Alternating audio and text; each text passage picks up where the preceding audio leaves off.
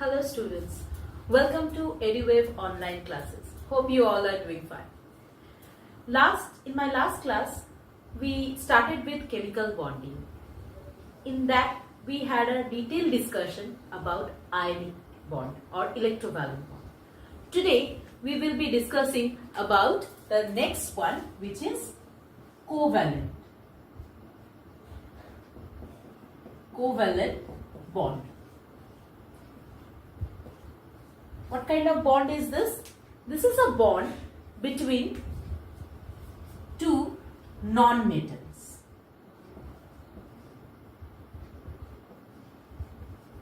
Okay, so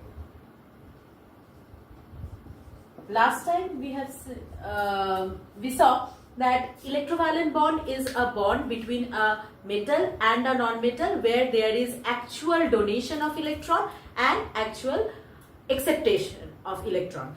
But now we will see that in this covalent bond there is no actual donating or accepting of electron. Rather, this bond formed by mutual sharing of electron. To understand this bonding, we need to take one example. Let's take oxygen. Okay. Now, oxygen, its atomic number is 8. Its electronic configuration is 2, 6. Now, if you draw this oxygen atom in dot structure, so we will draw the last shell electrons, that is valence electron, which is 6. 1, 2, 3, 4, 5, 6. Okay.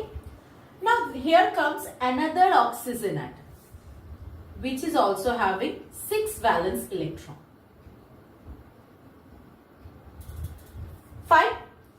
Now I told you that the reason of bond is because the elements want to attain stability. Now this oxygen wants stability, this oxygen also wants stability. What is their stability?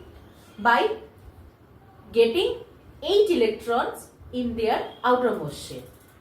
Now they have 6 electrons, they need more 2 electrons to attain its octet stage. Same for both the atoms. So what they will do? They will mutually share 2 electrons. This oxygen will share this 2 electron from this oxygen atom, and this oxygen will share this 2 electron from this oxygen atom. Now if you see or if you count the number of electron for this oxygen atom, 1, 2, 3, 4, 5, 6, 7, 8, octet stage. If you count for this atom, 1, 2, 3, 4, 5, 6, 7, 8, octet. So both of them like this, by mutually sharing of electron, attain their stability. Fine. So this bonding of mutually sharing electron is called covalent bonding. I hope you understood this much. Now you have to understand that is there any type of covalent bond? Yes, there are. And after mutual sharing of electron, the compound which form is called covalent compound. Just like after ionic bond or electrovalent bond, the compound which form we call it ionic compound or electrovalent compound. Similarly, after covalent bond, the compound which form is called covalent compound. Okay. So let's see the first example for hydrogen. Now we know that hydrogen is an exceptional case. It does not require 8 electron in its outermost shell to attain stability. Rather, it requires only 2 electron to attain stability, because it reached the nearest helium as the noble gas configuration. Okay, so hydrogen was having one electron in its outermost shell. Another hydrogen comes. It also has one electron in its outermost shell. Fine. Now, when they both share this one electron with each other, sharing of one electron with each other, they attain stability, duplet stability. Okay. So, how many electrons are shared among between the two atoms of hydrogen? One. So, we call this type of sharing as single covalent bond. Fine. Single covalent bond because the number of electron involved from each of the atom is 1. Fine. Let's see the next. Just now we had we taken the example of oxygen. The same, where in case of oxygen, I already told you that they are sharing 2 electron for attaining their respective stability. Right? 2 electron is being shared. So we will call this kind of covalent bond as double covalent bond. Fine. Next, just like this, if you take nitrogen, okay. So next we are taking nitrogen, whose atomic number is 7. So its electronic configuration is 2, 5. Okay. That means when nitrogen dot structure we will draw 5 electron in its outermost shell.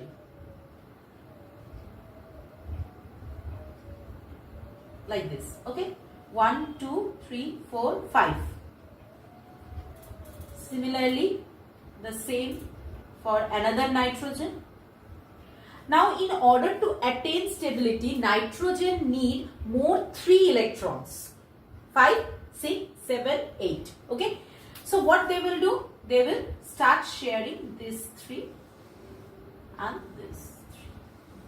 So, there is a mutual sharing of 3 electrons. So, we will call this kind of bond, covalent bond, as triple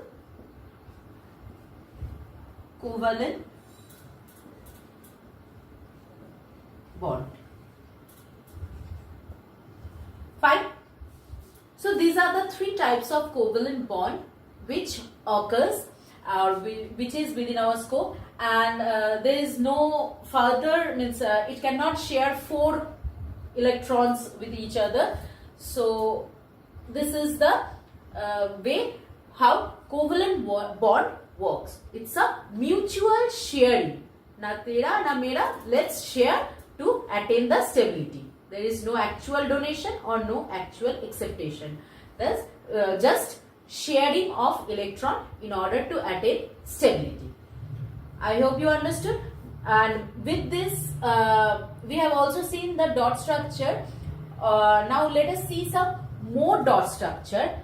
Just like ionic bond, you will also get to draw this dot structure for some covalent compounds. Okay. I will not erase this 3 because they are also under, they are also some dot structure. If I tell you,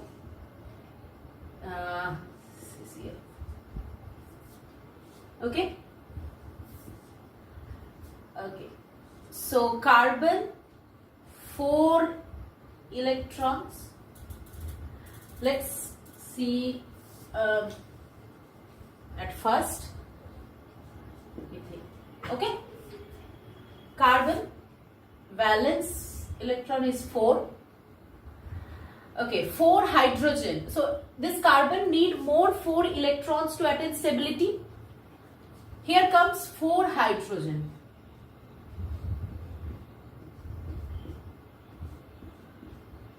Okay. Now I am representing the electron of hydrogen as cross, just to distinguish. Okay. Now, so each of the hydrogen need one electron to attain stability, and this carbon also need 4 electrons to attain stability. So they will go for this bonding, as well as this and this. So like this, they attain the bonding, and then all of them attain stability, and we get a covalent compound as methane. Fine? Hope you understood. Then let us see, or you can also try with carbon tetrachloride, CCl4. Same way, you have to draw the dot structure and just need to link the electrons to go or to represent the covalent bonding. Okay, you should try this by yourself. Okay, so with this we get a overall knowledge of covalent compound. Okay, how it is represented, how it is happening, how the compounds are forming, everything. Now let us see, and also the types: single covalent compound or single covalent bond, double covalent bond and triple covalent bond. Fine. Now let us see, just like ionic compounds, how is the properties of covalent compounds.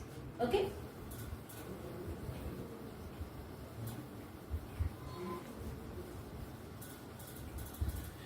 Now if you talk about the properties, as there is no such ions, it is made up of, you cannot find any ion. By now I have never talked about cation, anion, nothing like that. So it is made up of mostly molecules. Okay, it is made up of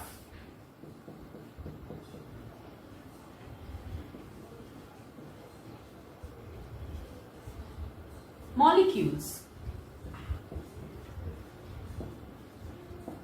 Fine. Next one, it has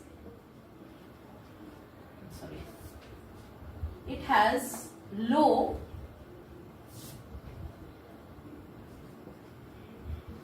or very weak, I would say rather weak,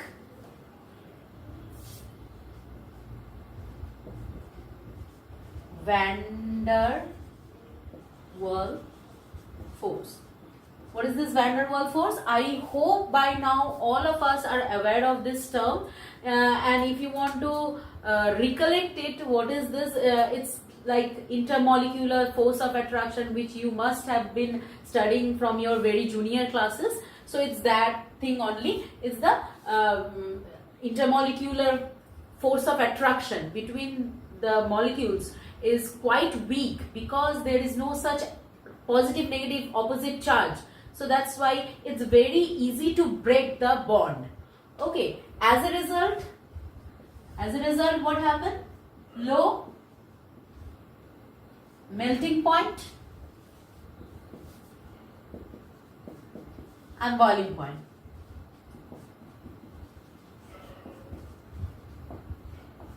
Of course, if it is very easy to break the bond between the molecules or the particles, then with very less energy we can change the state. Melting means, I told you in the last video as well, that melting means changing of from solid to liquid, boiling means liquid to gas. Then with very less energy we can do this because of this point, isn't it? Similarly, usually they are liquid, gas or soft solid.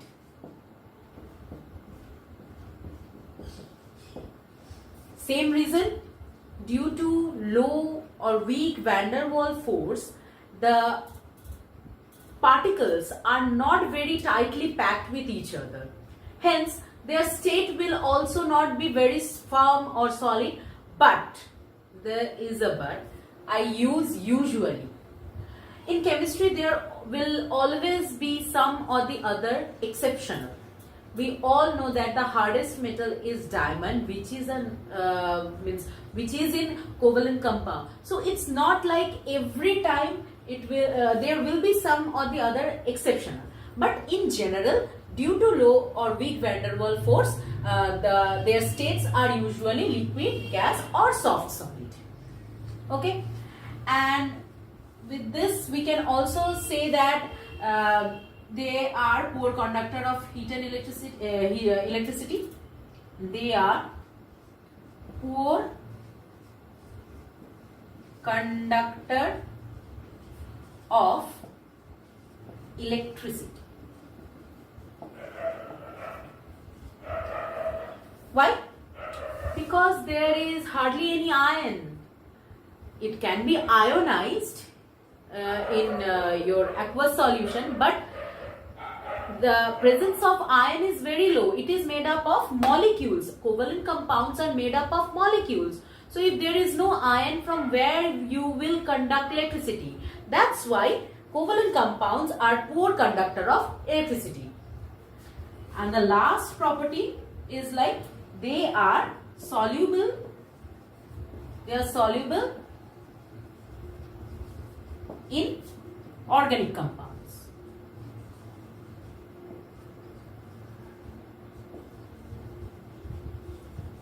Similarly, not insoluble in water.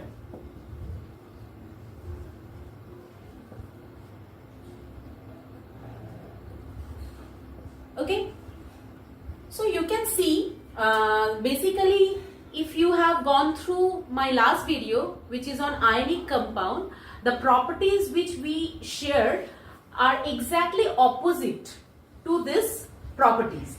So if you can remember the properties of electrovalent compounds, then easily you can remember the properties of covalent compound as well. It is very relevant.